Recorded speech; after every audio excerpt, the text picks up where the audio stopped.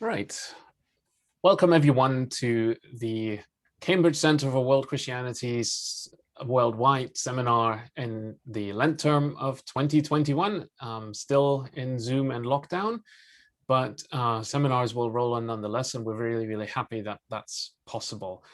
We have with us today Dr. Carol Tomlin, and this is part of our seminar series this term on Pentecostal and Charismatic Christianity. Reverend Dr. Carol Tomlin is visiting fellow at the University of Leeds at the Center for Religion and Philosophy there. And she's also an ordained minister and currently serves as a senior pastor for the Restoration Fellowship Ministries in Birmingham. And she's a specialist faith chaplain registered with the UK Board of Healthcare and Chaplaincy. So we have somebody who comes at this topic from an academic and a practitioner side. She has published many articles and books. She's most recently book titled Preach It, Understanding African Caribbean Preaching. Carol Tomlin is passionate, especially about education and about enabling people. And so she's worked a lot on Caribbean migrants in the education sector and in religion. And she will be speaking to us about singing the Lord's Song in a Strange Land, African Caribbean second generation Pentecostal leaders in context. And I think the second generation will be especially of interest to us because a lot of questions pose themselves differently. And the other thing I'm also really looking forward to is get a better sense of the diversity of the Caribbean Pentecostal community. I had a PhD student some years ago who worked on Caribbean Oneness Pentecostals, which is yet another whole entire subsection. So I'm really looking forward to this paper helping us understand Caribbean Pentecostal experience in the UK and what you will present to us about it and help us understand. So welcome, Carol. We look forward to your talk. We've agreed that I give Carol a signal at the half-hour mark. So please excuse me if I buzz in very briefly to give her that signal. Over to you, Carol. Thank you. It's lovely to be here. Thank you, Jorg, for your kind invitation to present this topic, which in many ways is one of my passions. I wouldn't say it's the only one. And so I hope that you will glean a lot from what I have to say and that we can share in terms of the discussion. I've got a PowerPoint presentation, which I'm going to share. I'm going to, thank you, yeah. Okay. Screen share. Okay, can everybody hear me? Yeah, good. We can see your PowerPoint as well. Excellent. It's all good. Fantastic, fantastic. Okay, so the title is Singing the Lord's Song in a Strange Land. I'm sure some of you will have remembered the song by Boney M, which will be playing, or you will be playing at the end of this, which in some ways is a metaphor for the presentation. And I'll be looking at African Caribbean second generation Pentecostal leaders. I'll be looking at the leaders, the clergy in context. I'll be focusing on the contextual factors. And so the aims of my paper are the following. It will be an analysis of second generation African Caribbean Pentecostal clergy in light of the factors such as historical, socio-economic impacting on their theology. I'll be looking at the Windrush Pentecostals, the first generation, as the forebears of the second, because I think that's really important because it lays the foundation for the theology of the second generation.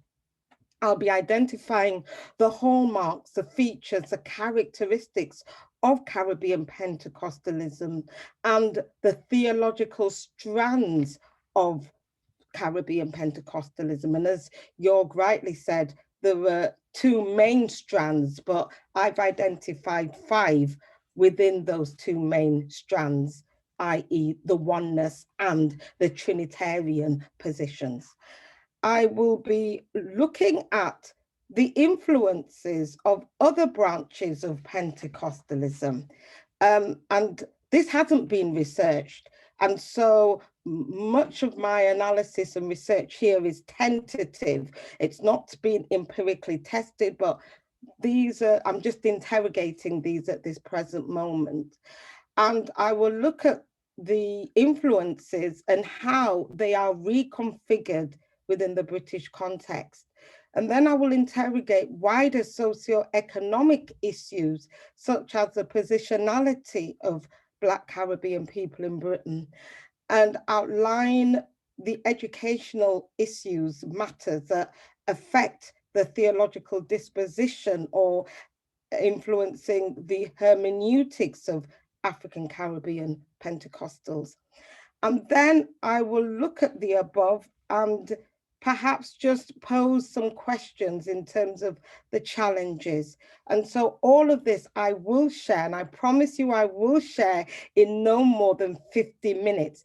I always begin by saying to everybody, I am a Caribbean, well, I come from that genre of African Caribbean Pentecostal preachers.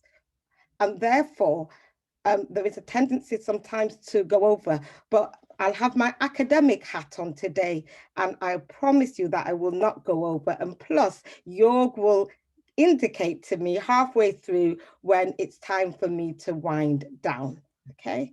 So let us begin this journey, because indeed it is a journey. Okay, so we have to start off with the Windrush Pentecostals. And when I'll be talking through my slides, so you need to, if you can follow me, because much of what I'll say is, as I always used to say to my students, it's in my head. So the PowerPoint's really just as a point of reference. So when we look at the second generation, we have to put the clergy in context in terms of looking at the Windrush generation, the first generation of African Caribbean or Caribbean people that came to the UK, primarily from Jamaica.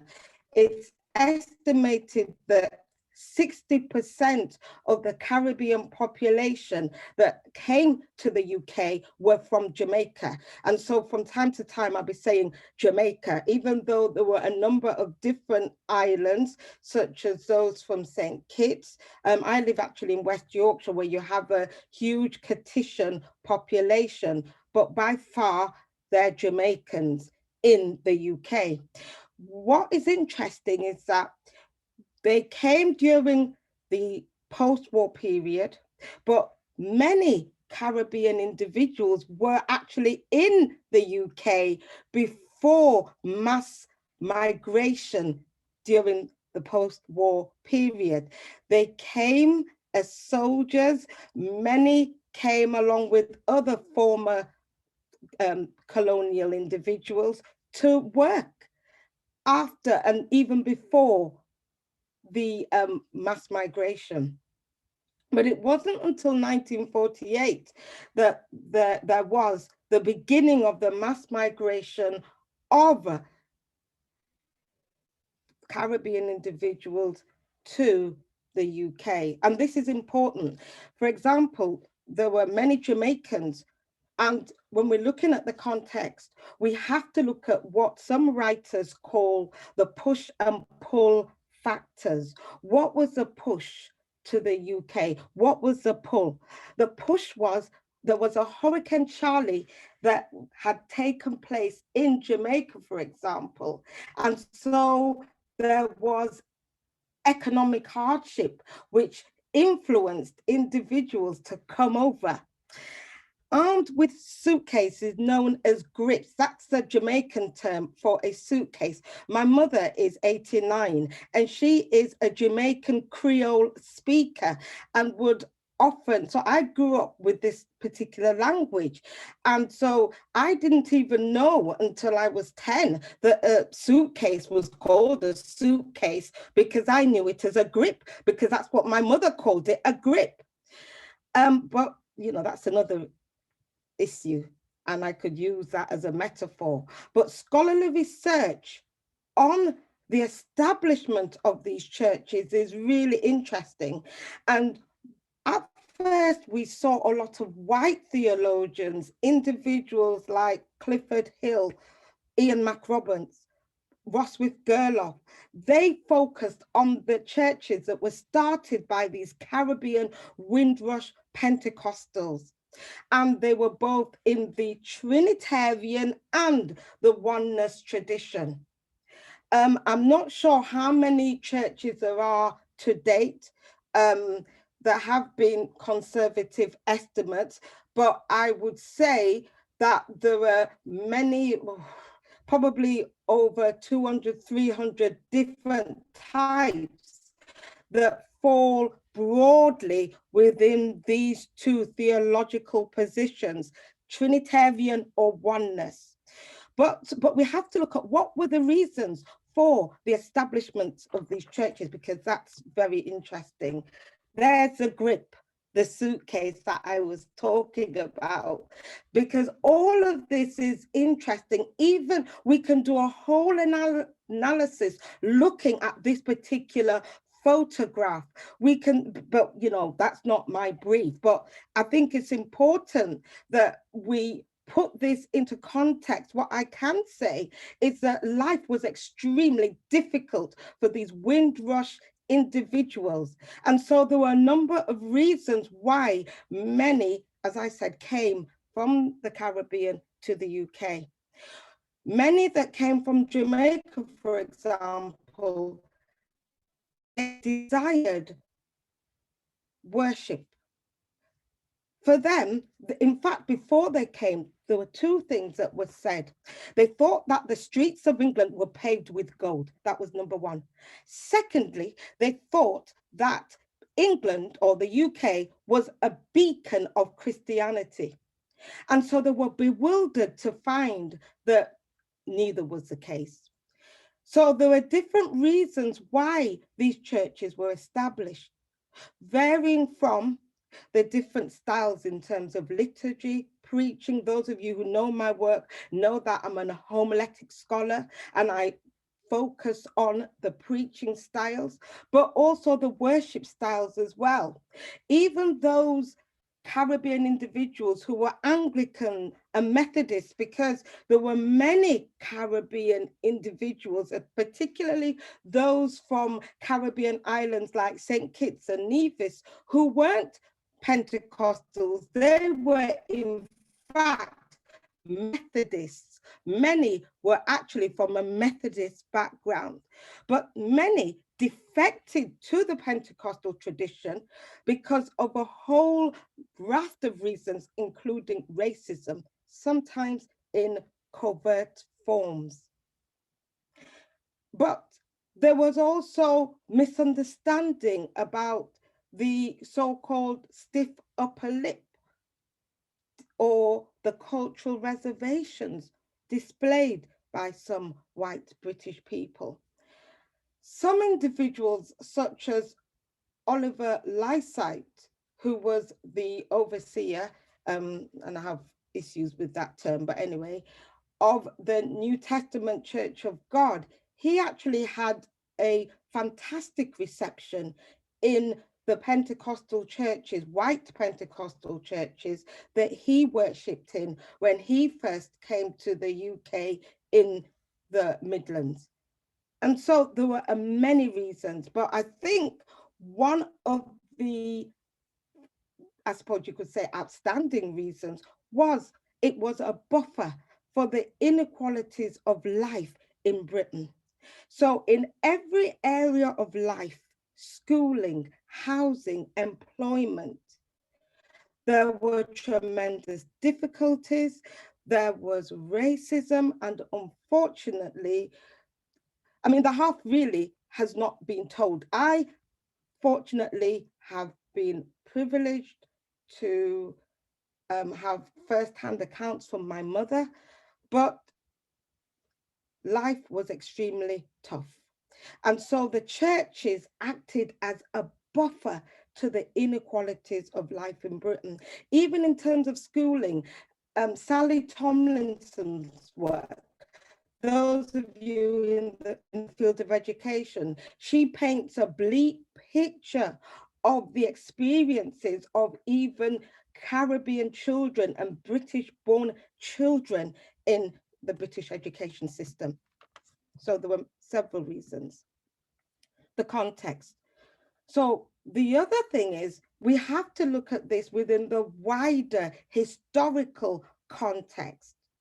The first generation came, and if we look at the societies from which they came from, Robert Mapps Anderson says that in many ways, Pentecostalism has developed because of extreme social tensions and the shift from the agrarian to the industrialized societies. And there was a belief, and in some ways, individuals, you could argue that Pentecostalism developed because individuals wanted to escape. And so there was, and there has always been, an eschatological bent within Pentecostalism, the view that Jesus is coming back soon. And this is a feature of Pentecostalism globally.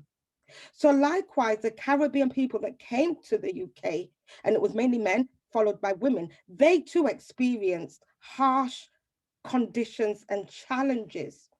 Significantly, the Windrush migrants were from post-slavery, post-colonial, and pre-independent societies. And I think that is often missing in the analysis of the Windrush generation.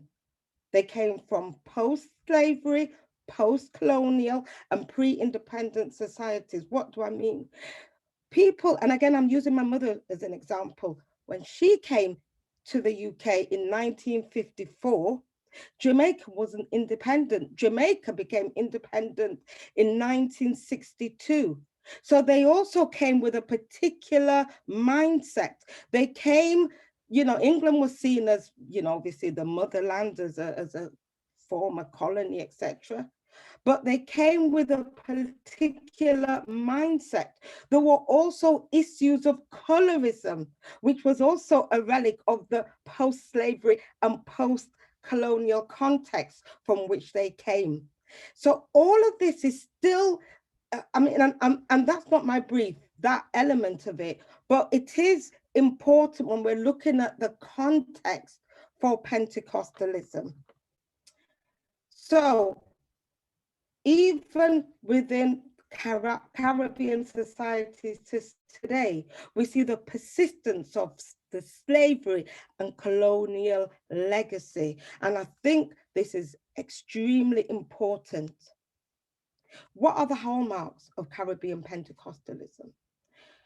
There is a view, repentance, sanctification, holiness, these motifs which are embedded in the theology, uncompromised devotion to God, seen as requirements for entrance into heaven. And again, when we look at the early Pentecostal movement, which I'll briefly touch upon, we see that they disparaged social activities such as alcohol. I know that Church of God of Prophecy, for example, from what I gather, even today in their articles of faith, say that you cannot, they have a ban on alcohol. Smoking, cigarettes, we say tobacco because many years ago, many people used to smoke tobacco at the beginning of the 20th century, and attending bars or pubs. So these were deemed as worldly activities. And certainly, even when I was growing up, we were not allowed to go to the cinema. So thank God things have changed, but there is still, even among the second generation, they're committed to these ideals. clothes is an important issue as well, the way one dresses.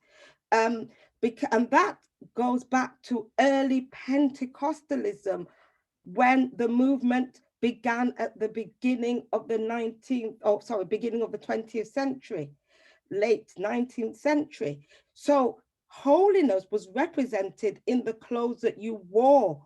Holiness was actually represented in how you dressed. And there was a holiness dress code of the 19th century. And so the early Pentecostals were obviously influenced by that. And the biblical reference of 1 Timothy 2:9, which talks about modesty in dress. And this understanding of dress impacted on African Caribbean Pentecostals. Professor Robert Beckford actually argues that attire is the way Pentecostals inscribe sanctification, meaning to be set apart, on church culture as a visible sign of the sanctified life. Anthea Butler from America, she argues a similar case for the African Americans, particularly the women. So holiness, the holiness roots of Pentecostalism, with this emphasis on being separated from the world, it still persists even today among the second generation. The phrase or the biblical verse, come out from among them and be ye separate. The King James's version is a version that is the most popular version of the Bible that is used even today. And be ye holy, for I am holy. And these were the kind of motifs, these were the verses that we grew up with when we were young people. And this is, you can see at Effra Road in Brixton. And again, you can see the way individuals are dressed. So the Windrush Pentecostals were primarily skilled but uneducated individuals. So when they came, some were educated, but many were not particularly well educated, but they were skilled. And there's been some recent research by David Alushaga, which demonstrates that many were actually highly skilled individuals. And it was very similar to white British people at the time. And again, if we look at the 1950s coming up to the 1980s, but particularly the 1950s onwards, it was seen as a golden age of social mobility. It was seen as a golden age. And at that time, you had individuals who were from working class background who were able to rise up into the middle class, if you like, the middle classes. And so, but this was not the case for the Caribbean population. Many of the Caribbean population came, especially those from Jamaica, they came from the working class rural backgrounds in the Caribbean. And coming to this particular context in the UK, there was very little chance of social and economic and advancement in Britain due to racial discrimination in the labour market. As a consequence, many were confined to your working class areas with working class jobs. And again, when we look at when they first came, they were invited. Funnily enough, Enoch Powell went to the Caribbean to invite many Caribbean people to come and work on London Transport and in the NHS, which is why even today you have huge numbers of Caribbean individuals working for the London Transport and the NHS. Now, what is interesting about this as well is that those who were educated, and because of the lack of opportunity within the UK, they migrated to America or Canada, because at that time, during the 1960s, America was opening up not just its borders, because it had actually closed its borders with the Mac-Warren Act, but they were opening up economically to African Americans because of the civil rights movement. So the civil rights movement had an impact, and many educated Caribbean individuals literally migrated to America or Canada. The other interesting thing is Paul Gilroy argues, his book, There Ain't No Blacks in the Union Jack. He argues that when the Caribbean, or West Indians as they were termed then, came to the UK, they were seen collectively as working class. So even those that were from middle class backgrounds, they were subsumed into the working classes. And there was no distinction in terms of the different islands that individuals came from. They were seen collectively as West Indians. So I think, you know, again, that's really interesting and something that we have to bear in mind. So second generation. During the 1990s onwards, you had a group of second generation Pentecostal theologians, from the Caribbean primarily. Joel Edwards, Joe Aldridge, Mark Sturge, Dulcie Dixon, and they focused on the history, theology, liturgy of these churches. Robert Beckford, his book centers on a political theology. He's concerned that many of these churches have inertia in terms of not responding to the socioeconomic and political challenges that many of their constituents face. Phyllis Thompson, she outlines the leadership challenges. Valentina Alexander and Marcia Clark, they're womanist theologians. And then myself and the late Lynette Mullings, we focus on the hermeneutics of preaching. And in many ways, the preaching in these spaces has not really been that well researched. But in order to understand the theology, it's important that we understand the hermeneutics of preaching. How is preaching conducted? How are the biblical texts interpreted, negotiated, and enacted? Babatunde Ededubu, he's Nigerian, but he documents both Caribbean and African churches. So we're looking at the context, and we can see that people like Keith Warrington, they provide an overview of Pentecostal theology. But as Ededubu says, it tends to be centered on a Western model. And Hollingvega observes that theology has to be contextually conditioned.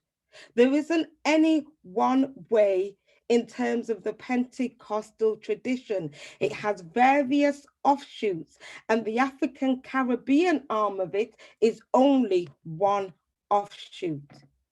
And I'm now going to focus on the different elements within African Caribbean Pentecostalism. And it's important that we go back to the Azusa Street revival, thought to be the birthplace of modern or global Pentecostalism, at least in the West. And I know there are debates going on about the historiography of Pentecostalism, but unfortunately, William J. Seymour, who was confined to the footnotes of white theologians, thankfully, his name has resurged, and there are, you know, many scholars now who are looking at the pivotal role that William J. Seymour played in the birth of Pentecostalism. And so Roswith Gerloff argues that African Caribbean Pentecostalism they derive their spiritual powers, if you like, from the Azusa Street revival of 1906. There are 5 strands of Pentecostalism: the Church of God movement, oneness, healing Pentecostals, independent churches, such as Ruach. Ruach is the largest, headed by Bishop John Francis, with, I think the membership is about 6,000. Independent apostolic prophetic churches, I actually lead one of those. These are not churches within the restorationist tradition of America. Rather, these are churches which come from the Caribbean, whose origin lies in the Caribbean. Even before Pentecostalism came to the Caribbean, and I should have said this at the beginning, there was your traditional, if you like, Christianity, which was in many ways a mixture of African traditional religion and the established Christianity. It was a syncretism of both. And so when Pentecostalism came to islands like Jamaica after the Second World War, when it became the fastest growing movement, there was already a lot of spiritual activity going on in the island. And in addition, you also had your mainline churches like your Anglican churches and your Methodist churches, etc. But Beckford notes the overarching hallmarks of African Caribbean Pentecostalism. And he says that these churches that emphasize salvation, concern for radical transformation, themes of repentance, and he actually says in his book, fire and brimstone themes are embedded in the message that they preach. And they're driven by the Holy Spirit. So the pneumatological essence of these churches is really strong. So these themes remain, but I argue that they have been reconfigured in the UK context for a number of reasons. First of all, we have the African Caribbean and the African Pentecostal clergy are forming partnerships. The Black Theological Forum is one case in point. And then you have partnerships between African Caribbean and white British ministers from both the Pentecostal and mainline denominations. Churches together in England is one case in point. And you've got various chapters of those in different parts of the country.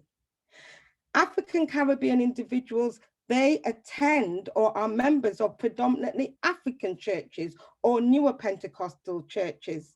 Significant numbers attend white-led Pentecostal churches such as Elim or the Assemblies of God. And then there is what I call the Hillsong effect, which there are many African Caribbean and children of African origin, in that their parents directly come from Africa, who go to the Hillsong. And so, and the Hillsong effect is seen in the music, the singing.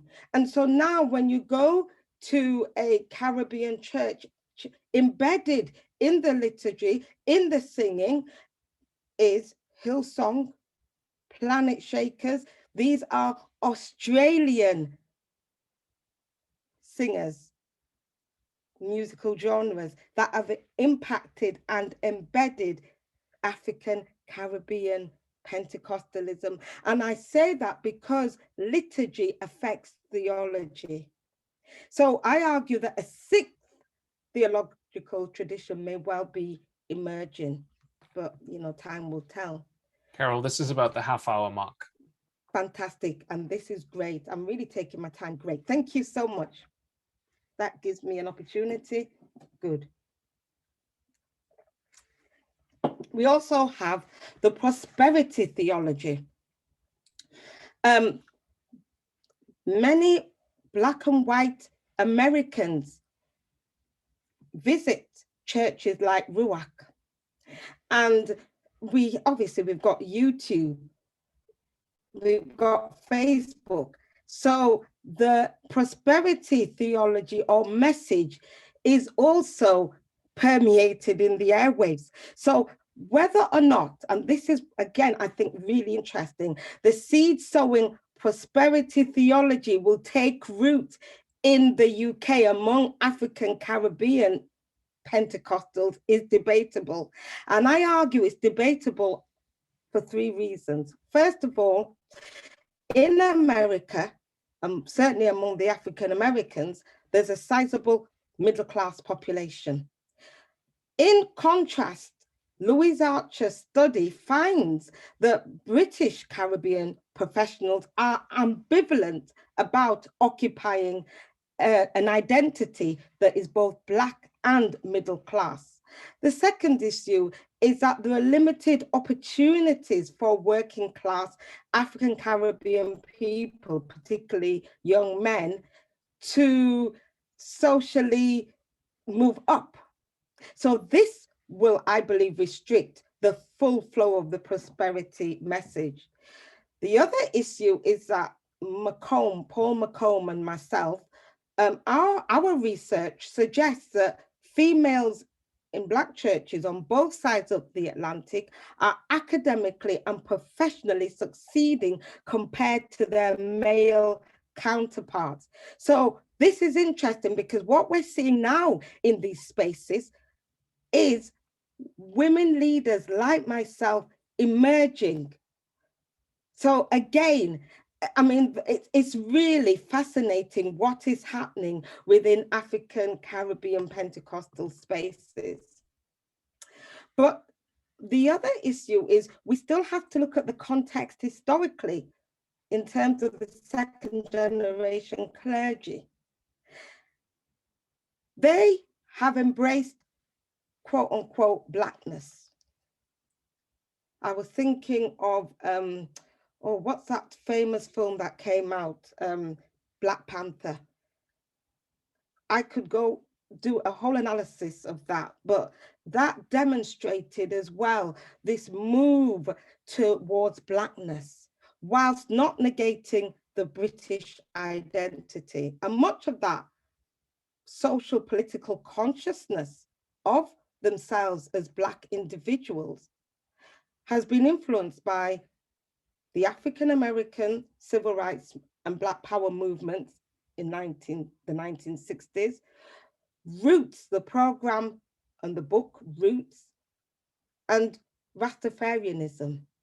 Significantly, many of the second generation, including Christians, became Rastas in the 1970s and 80s. And I think we should not underestimate the affirmation of a Black identity for young individuals that were disillusioned with the treatment in Britain.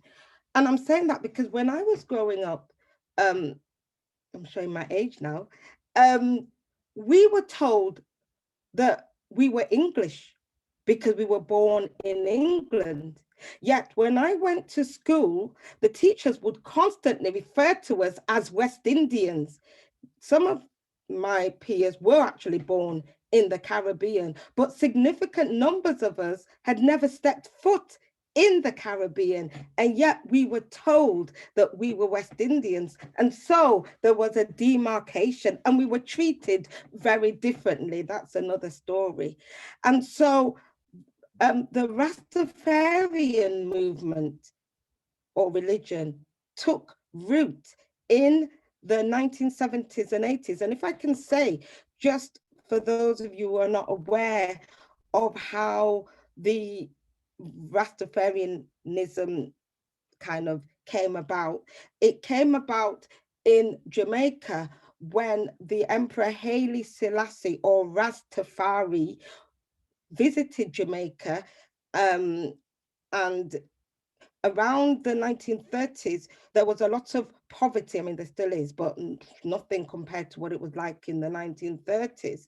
And in some ways, a lot of your rural, poor Jamaicans were resisting the oppression from their colonial masters. And so when they saw Emperor Haile Selassie, who was, royalty from Ethiopia, that resonated with many people, and thus the Rastafarian movement or religion was born. And so many of the second generation were attracted to Rastafarianism. And many felt that the Babylonian system was flawed because it privileged white people. And so it's within that backdrop as well that we've got to understand how these churches developed. Okay. Recent studies, such as the Race Audit and Bridget Brown's study on ethnic minorities within the UK, they paint a very dismal picture, but complex picture of how Black people, even in the 21st century, are faring within the UK. And this is important because it, in many ways, provides a foundation and an understanding as to why these churches have continued. And I think the other interesting thing is that the Windrush generation, they didn't possess what Bourdieu calls the social, cultural, economic capital, the class capital that they could pass on to the second generation to combat oppression based on race, class, and gender. The second generation clergy, they grew up witnessing the inner city riots of the 1980s in places like Toxteth, Handsworth, Chapeltown, where I am from. I keep on doing that. There were also other issues that need to be considered, such as the educational factors. The second generation experienced barriers in accessing British education. Bernard Cord, 1971, his fantastic Ptolemaic documented book paints the picture of how British-born Caribbean children were faring in the British education system. And he unfortunately paints not a very nice picture of racism being at the core of the experiences of second generation pupils. The Rampton report, that was the first official report that spoke about covert racism by teachers as being a barrier for the progress of second generation students. Fortunately, many acquired qualifications in later years. Jasmine Ramey's study focuses on that. So what and how is this significant? It's significant because the lack of education impacted on theological training. And as a result, it influenced and impacted on the hermeneutics of even the second generation clergy, despite having great oratorical skills. I mean, when you go to a Pentecostal church, a Caribbean one, the verbal dexterity of preaching is superb. But sometimes there is a lack of theological essence in the preaching exposition. I argue that, unfortunately, many of these preachers are ministers. They have their full-time ministers and they also have a full-time job. That was certainly my situation before, and I now obviously don't have a full-time job, thankfully, but many have that. And so there were financial constraints, and because African Caribbean people tend to be at the lower end of the economic strata, irrespective of their academic credentials. It means that two things: they serve or minister in deprived urban areas, and this affects the financial gains that they can accumulate. And this then impacts on their theological educational aspirations. So what do I mean? In other words, they're not always able to afford study, and that's the reality. I was fortunate because I thankfully acquired education long before I went into the ministry, but this is not so for, significant numbers. And so the other interesting issue is that there was an anti-theology among many Windrush Pentecostals, and that was mainly because of the early Pentecostal movement of the early 20th century. There was in many ways antipathy towards liberal theology, which was questioning the inerrancy of the Bible, questioned the God of miracles. And so Pentecostals felt that that liberal theology was not sufficient to reach the unsaved world. It wasn't sufficient and not imbibed with enough power to change the world. So even today, and this is applicable to both Black and white ministers and globally, there is reticence among Pentecostals in terms of engaging with theology. Clearly, some have. You have Lee University in America, and you have, obviously seminaries all over and theological learning centers all over the world. But there is still this reticence about theology as a discipline. And there is an overwhelming preference, even now, for the King James's version, which sometimes leads to proof texting, taking biblical text out of context. So in conclusion, I promised you that I was going to be on time. Second generation clergy, they are more vocal regarding racism, socioeconomic and political conditions of Black people. And that's probably because they want to deflect from the charge of being so heavenly minded that they are of very little earthly use. However, some have insecurities about vocalizing their concerns. A, because of their lack of education. B, there's for some lack of theological knowledge. And I'm saying this because there are scholars like Robert Beckford who are critical of Pentecostal ministers. And he argues that they are not vocal in terms of speaking out on behalf of their members in terms of the challenges that the African Caribbean community are experiencing. Also, the clergy are challenged with racialized gang violence, and I'm using the term racialized. I'm using that term because, unfortunately, the gang culture has become racialized. I have an aversion to the term Black on Black violence because violence shouldn't be color-coded. There was a huge gang culture problem, challenge in Scotland, in Glasgow. And yet the majority of individuals in this country were unaware that they had such an issue.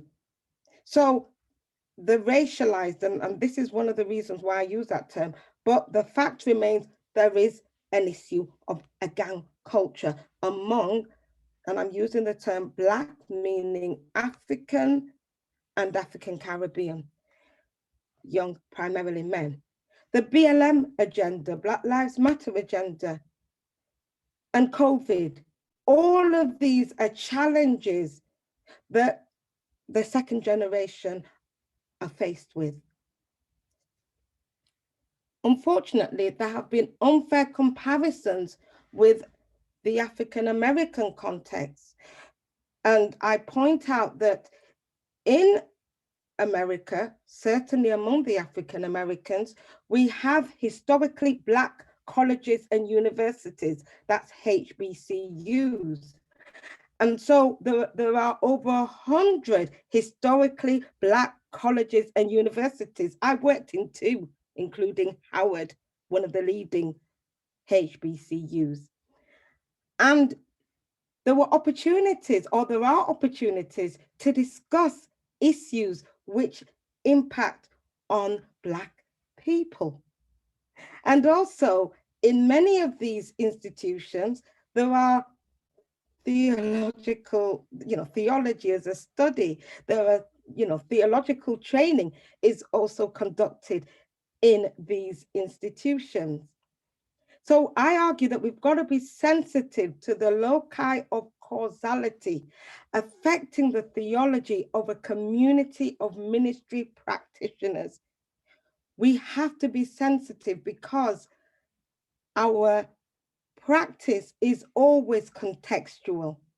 So the shifting and fluid parameters of Pentecostalism is constantly permutating, and it's influenced by a number of contextual forces that I have outlined in this presentation. Singing the Lord's song in a strange land.